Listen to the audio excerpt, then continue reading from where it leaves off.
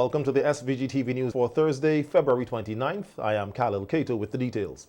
Heads of government and other diplomats of member states of the Community of Latin American and Caribbean States, CELAC, have begun to arrive in SVG for the grouping's 8th summit, which will be held tomorrow at the new Sandals resort at Bucaramanga. Among those who have already arrived in state for the high-level one-day meeting are the UN Secretary-General Antonio Guterres, President of Brazil Luiz Inácio Lula da Silva, Prime Minister of Antigua and Barbuda Gaston Brown, Prime Minister of Dominica Roosevelt Scarrett, Prime Minister of St. Kitts Nevis Terence Drew, and the Prime Minister of the Bahamas Philip Davis. CELAC is an intergovernmental mechanism for dialogue and political consultation comprising Spanish, Portuguese, French, English, and Dutch-speaking countries. The group says it is committed to advancing the gradual process of integration in the region, balancing unity with the political, economic, social, and cultural diversity of the 600 million inhabitants of Latin America and the Caribbean. The 8th CELAC summit is said to be the largest and most significant diplomatic gathering ever hosted in St. Vincent and the Grenadines. At a press briefing at the Argyle International Airport this afternoon, Prime Minister Dr. Ralph Gonsalves welcomed the UN Secretary-General and the other delegates to SVG. This is the first time that any Secretary-General of the United Nations has come to St. Vincent and the Grenadines, the land of Joseph Chatoyer, the indomitable spirit of our ancestors resides still among us. And the United Nations has been very good to us at moments generally in the multilateral system, but at moments of real national emergency. I will never ever forget that in 2021, in April, within 24 hours of the first cataclysmic eruption of the La Soufrière volcano, I got a call from my brother Antonio. He wanted to get a report. I gave him a brief report, and he said simply to me that he had given instructions for all the UN agencies to be at the disposal of the government and people of St. Vincent and the Grenadines. And within hours, the Didier Troubec, the representative of the United Nations in the Eastern Caribbean, got in touch with me, and the rest is history about their important role in helping with humanitarian assistance and with development work after the immediate crisis, humanitarian crisis had passed. I'll never forget that, because you know your friends when you really need them and they stand up for you and with you. And the Secretary-General, the United Nations under his leadership has demonstrated this repeatedly all over the world. Thanking Prime Minister Dr. Ralph Gonsalves for inviting him to the CELAC summit, Secretary-General Guterres says his visit to SVG goes beyond his participation in the summit, as he would like to pay a few tributes and express deep solidarity. The first tribute is to Latin America and the Caribbean as a continent of peace in a world where we see a proliferation of wars and conflicts of all kinds. Today, I was shocked to know that in another episode of the war in Gaza, 100 people that were queuing to receive humanitarian aid were killed. I think a situation like this would require an effective independent investigation to detect how it was possible and who's responsible for it. And at the same time, there is the reported number of more than 30,000 civilians that have died in Gaza since the 7th of October, making it an unprecedented number of civilian kills in a conflict since I am Secretary General. Now, in this context, to see Latin America and the Caribbean as a continent of peace, and to see that when a problem arises, and recently we had one with two neighbors, Guyana and Venezuela, there is a mediator that emerges and is able to bring the parties together and to avoid a conflict. And so I want to pay tribute to Prime Minister Gonçalves for his permanent role, always very attentive of any possibility of conflict, and his engaged, active and effective mediation, as I also have seen in relation to his very strong commitment to the solution of the problems in Haiti. In paying tribute to the Prime Minister, the UN Secretary General also paid tribute to the people of SVG for our courage, resilience and solidarity. When the volcano exploded and when this island and its population faced a dramatic tragedy, I could witness the way this country was able to mobilize everything.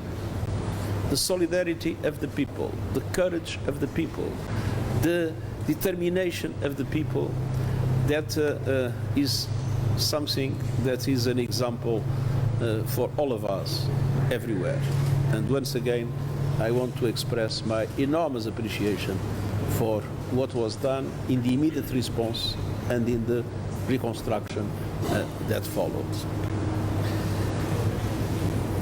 But I also want to express a deep solidarity to the countries of Latin America and the Caribbean. Many of the economies of the continent are in deep trouble. When the COVID has devastated the world, the truth is that developed countries like mine in the European Union were able to print money in large quantities to support their people and to support their economies. Countries in Latin America and the Caribbean, the overwhelming majority, could not print money, because if they would have to print money, their currencies would suffer enormously. And so they had to borrow in order to solve the problems of their people and their economy after the COVID. And we see now so many economies in this continent drowning in debt. And we see that an unfair, ineffective and outdated international financial architecture has proven unable to support these countries in this moment of distress. On radio earlier this week, Minister of Tourism and Culture Carlos James said when one questions the benefits of CELAC to SVG, it should not be seen as just physical or economical benefits, but about building relations. This government and under the leadership of the Honourable Prime Minister Ralph Gonsalves have been able to, over the years, leverage the relationship we have on the global stage. First, smallest nation ever to secure a seat, a non-permanent seat at the UN Security Council. First in the OECS for certain. And of course, I believe the smallest nation again to have held the presidency of CELAC, which is a very large grouping of countries across Latin America and the Caribbean. And when you look at where St. Vincent is geographically,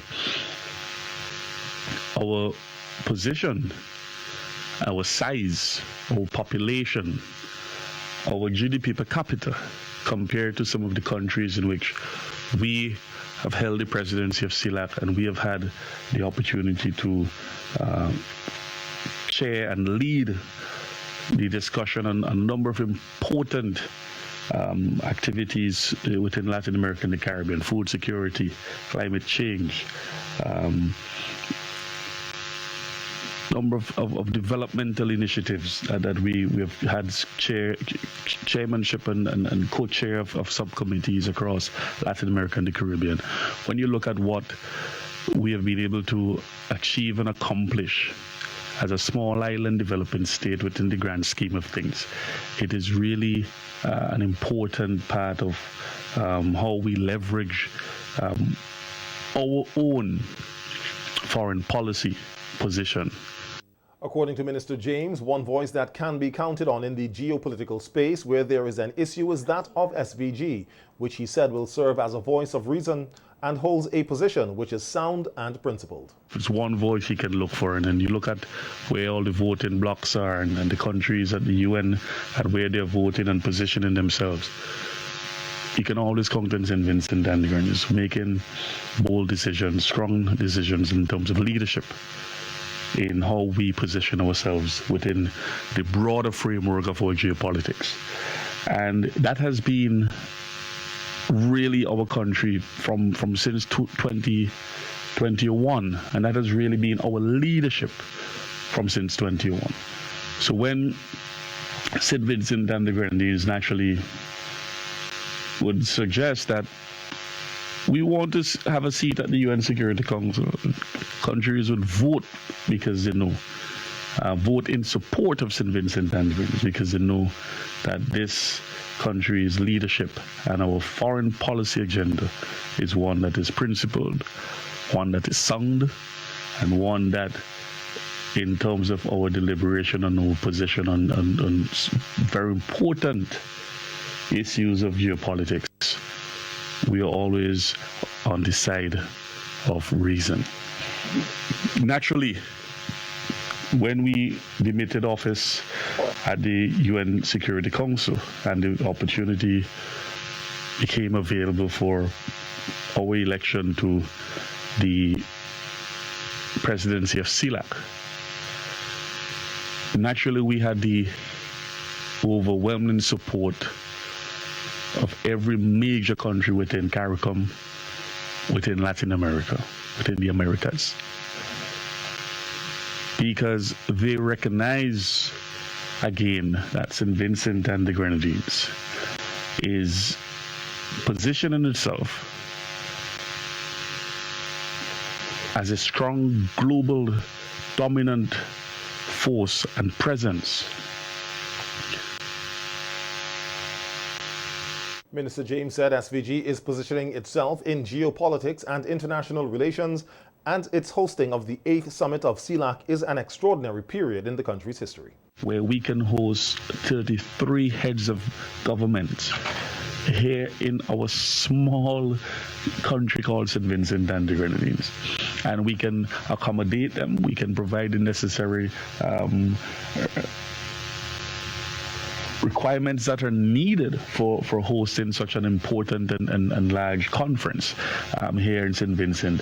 And it goes to show that even with our small size, we are able to punch above our weight. We're able to rise to the occasion. We have the leadership that has generated that type of momentum on the global space. And of course, persons, when they hear St. Vincent and the Grenadines, naturally, they look at us for leadership. They look at our country as a voice of small island developing states, as a voice of reason within the global. Our global presence is there at the highest level. So of course we're happy to really see this conference, which I know will be a successful one.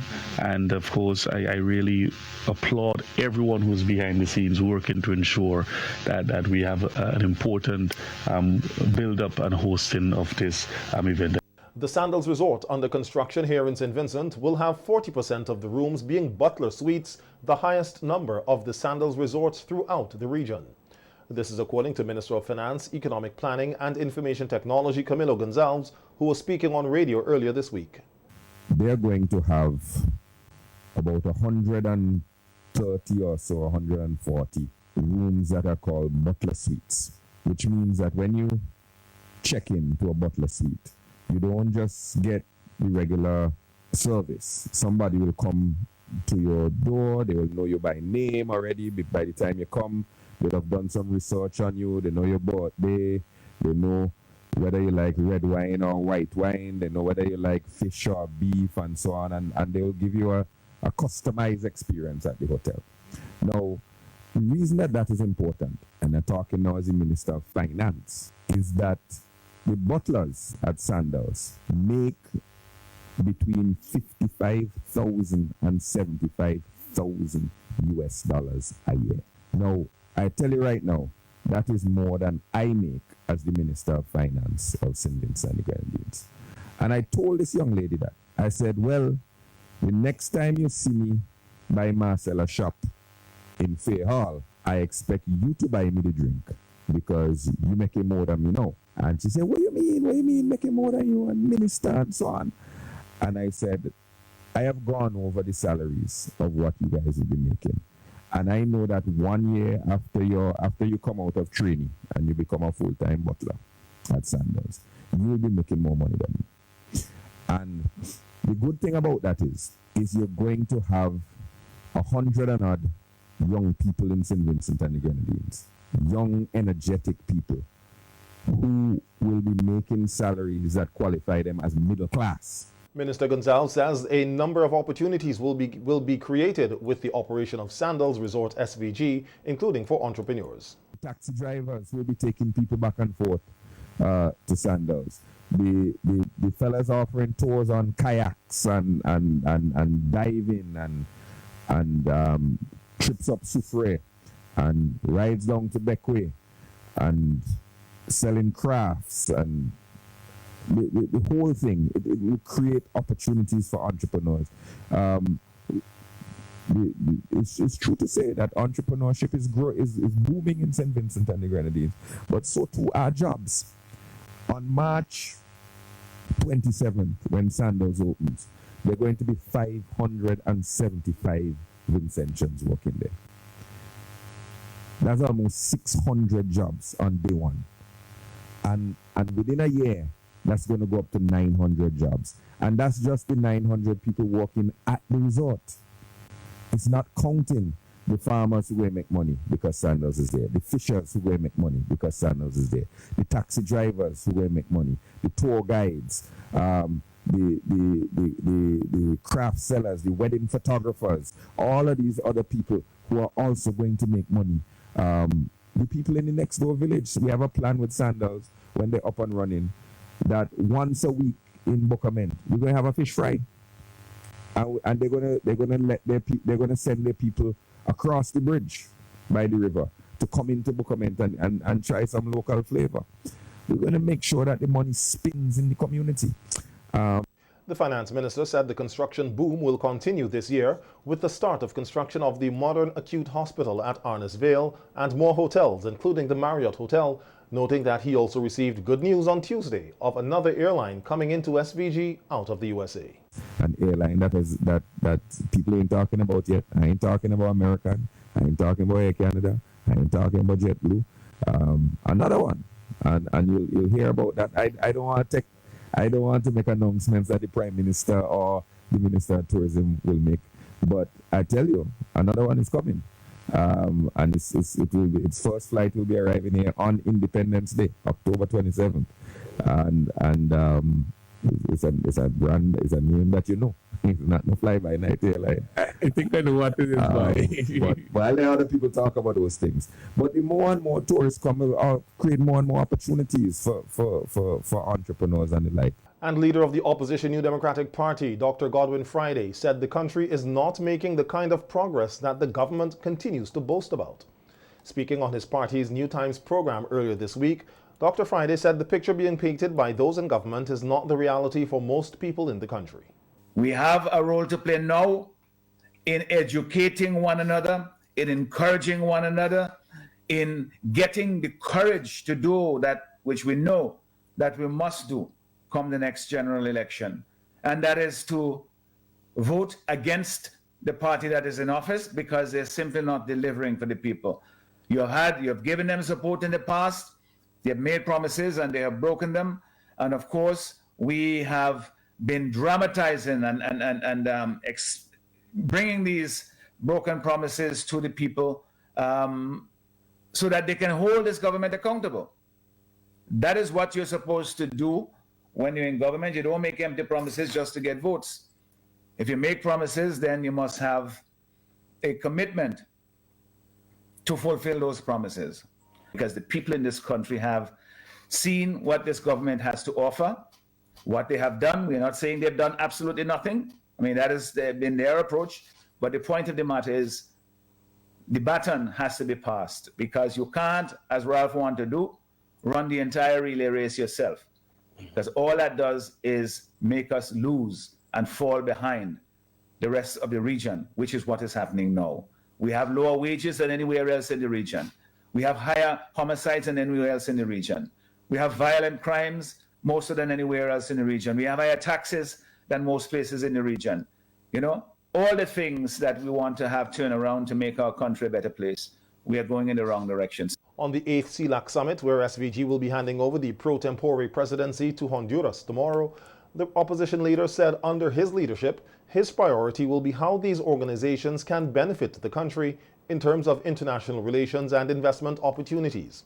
On the Sandals resort, Dr. Friday said with any development, the question must first be asked how the people will benefit. Now, in any kind of negotiations, you have to have somebody looking out for us. You know, we have to have somebody saying, well, this is a negotiation between parties of unequal strengths.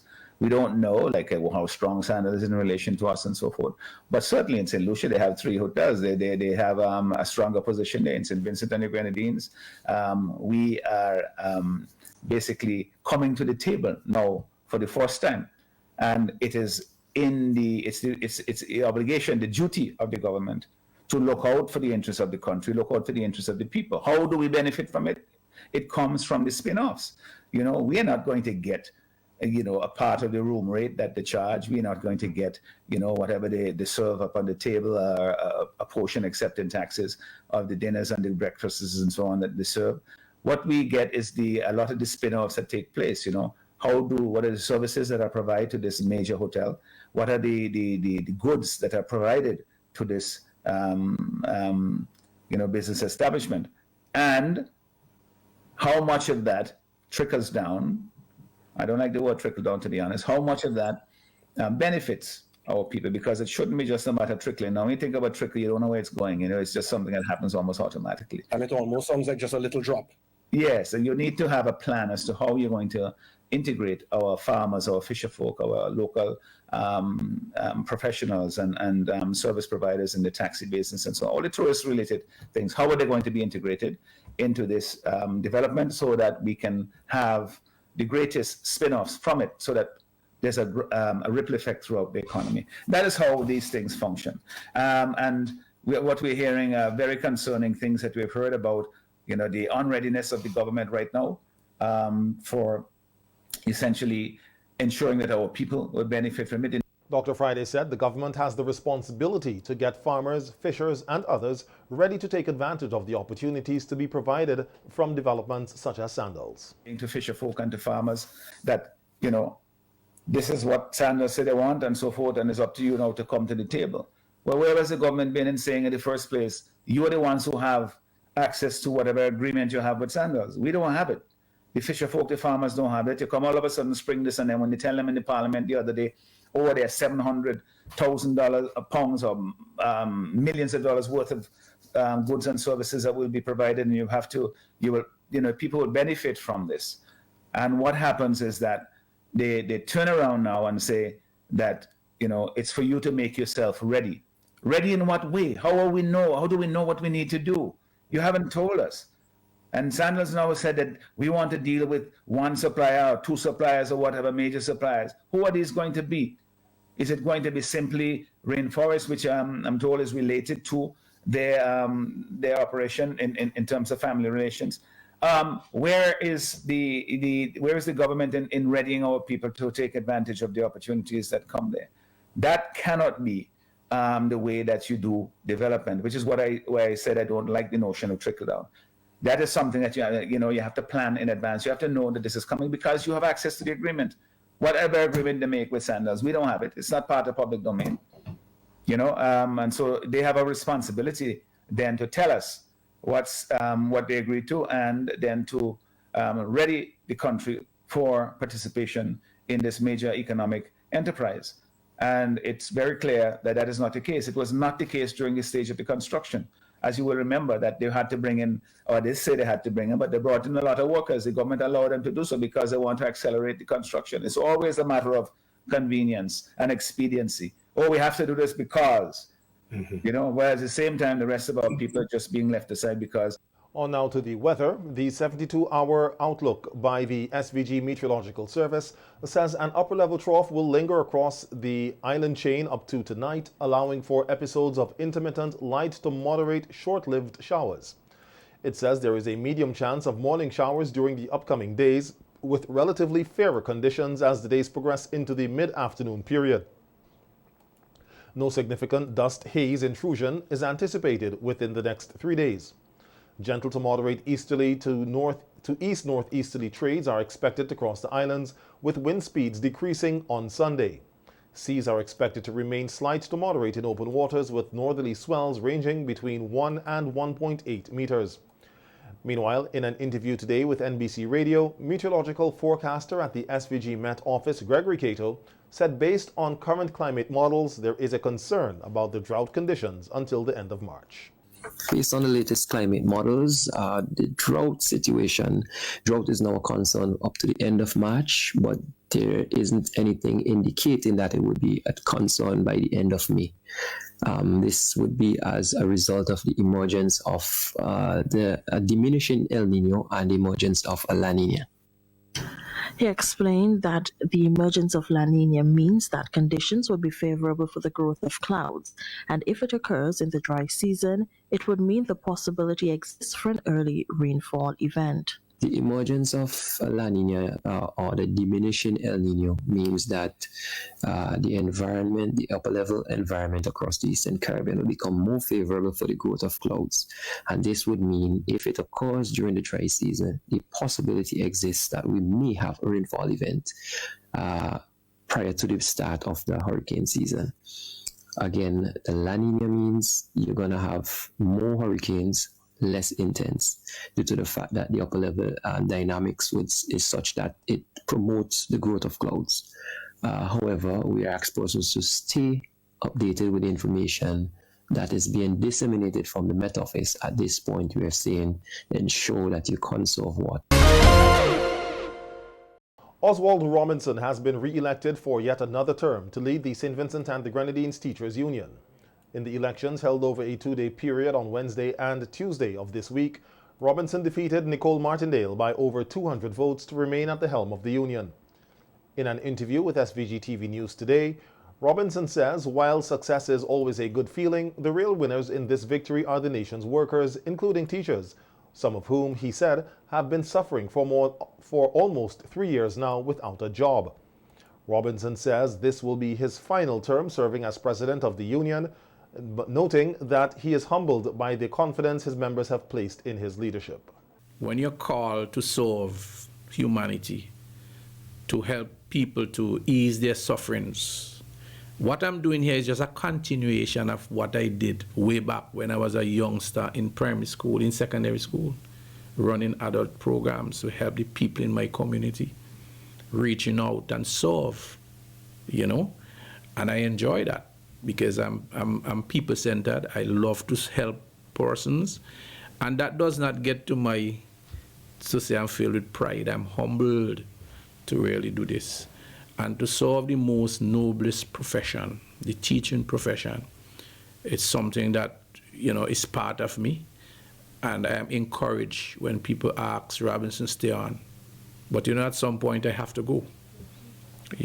Because this is actually going to be my last 2 years. Now, when I'm finished this biennium in 2026, by God's will, this would be 6 consecutive years. I wanted to go. I didn't want to contest this time. But again, the call came to say, hold on. Probably if the court matter was resolved, I might have not run. But I believe in faith, And I get that inspiration by people, good people, who would surround me. Even the public have high expectation. Noting that he has gone through the fire with God's assistance as he vied for another term to lead the organization, Robinson thanked all those who supported him, describing his victory as fine gold. You see, once God is for you, nobody could be against. These teachers have been praying. In fact, there was one teacher who gave some figures about the school. And when you look at the school, it's synonymous. You understand? These people are people who are spiritually inclined. They are in touch. So when they tell you, Brother Robinson, don't go, stay there. And we say brothers and sisters in the trade union movement. That's how we operate. When they see us working with the public service union and the police welfare for a just cause, for socio-economic justice, for justice for all. You understand? That gives them even more faith and confidence, and people, it's so touching to know when people praying for you. You understand? And the words of encouragement has been so overwhelming. You know, so it kind of re-energizes you to continue to hang on there and to fight the battle, because the battle we are fighting, the struggles that we are going through as a trade union, they are tremendous. And you need focus, strong, courageous leadership. It's like a sailor on a ship. If you are going into rough waters, you always want a captain, and you also want a crew that is dedicated and committed. For those who didn't make it, better luck next time. You can't give up. Always, once you're serious about the union and you want to see the best, if you come on an executive to create mischief and confusion, you're not going to last. You have to learn from the lessons of those who tried that. Robinson, who is a retired teacher, gained 677 votes compared to 384 for Martindale. The first vice president position of the union went to Van Wyck Williams, who narrowly defeated Abdon White by 2 votes, 516 to 514. Yokan Blue Holder was elected second vice president, defeating Leisha Benjamin 535 to 393. Ketty Kidd Reend retained her position as general secretary. Tishana Reed was unopposed as assistant general secretary. Mariah Samuel retained her position as treasurer, and Fiona Charles as public relations officer. The committee members are Anthony Compton and Reba Cozier. The new elected officers will be installed at the SVGTU's 23rd Biennial Convention scheduled for April 2024. The 92-day National Gun Amnesty will commence here tomorrow under the theme, Keep the Country Safe from Illegally Held Firearms. The amnesty will give persons who are in possession of illegal firearms, ammunition, and accessories the opportunity to hand them over to the police and their agents without repercussion. On the Police Beat program, Assistant Commissioner of Police in charge of crime Trevor Bailey appeals to persons in possession of these illegal weapons to make use of the amnesty period. Members of the RSVG police force have been holding consultations with a number of communities, educating persons about the amnesty and what to expect.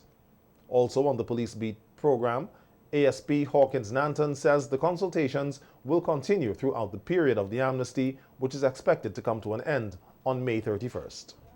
It is just by connecting with the public, we have recognized more than any other time that it is so important to continue to build upon that relationship.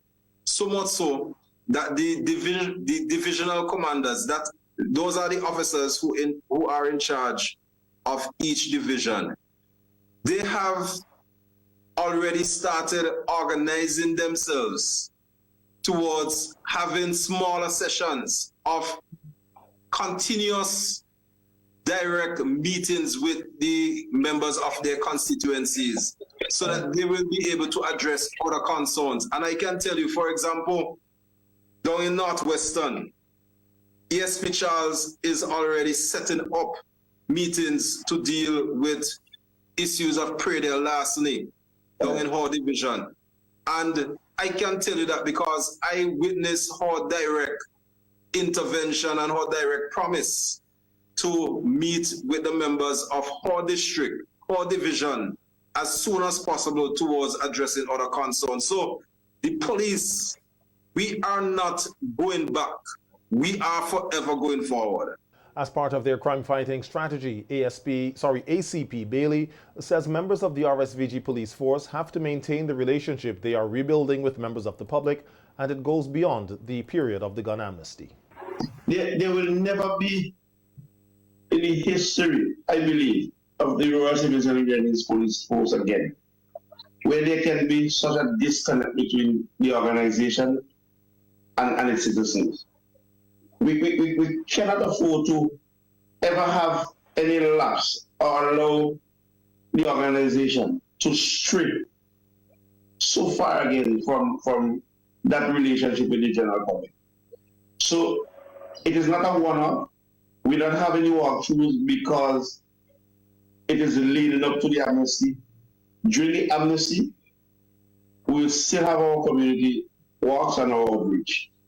After the amnesty, we will still have, and each divisional commander has been given the all clear, the go-ahead. Head of the Traffic Department of the Royal St. Vincent and the Grenadines Police Force, ASP Parnell Brown, has laid out some adjustments to ensure a smooth flow of traffic for SVG's hosting of the 8th CELAC Summit. Not much changes in the traffic arrangement as pertains to traffic coming from the leeward side. What we're asking motorists to do is, on hearing the siren of the convoy that will be passing, we're kindly asking motorists to pull closer to the left and stop. Traffic flowing from the leeward side, we will have some traffic police in strategic areas so as to prevent these big trucks and trailers from passing or driving during the time the convoy is passing. So the officers will be stopping these trucks or container trailers in strategic areas where the road is wider so as to avoid any collision and so that the convoy could pass. ASP Brown used the opportunity to appeal to motorists to cooperate with officers of the Traffic Department. 29th, the delegates, the arrival day time will heighten as we are expecting persons to be in as early as 8 a.m. So between the hours of 7:38 in the morning and sometime late in the afternoon, we're expecting the delegates to be arriving. So we're asking motorists to exercise some level of caution to the convoy that will be passing with the delegates, the day when most of them will be arriving.